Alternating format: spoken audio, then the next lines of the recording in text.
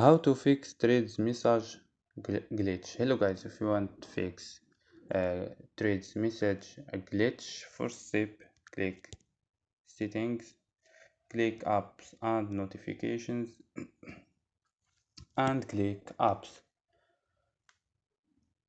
After these steps, search your app Threads. So scroll down and this is app, click and go to force stop. Click OK and go to storage, click clear data and click clear cache. After these steps, restart your phone. So click restart, and so don't forget like and subscribe. Bye.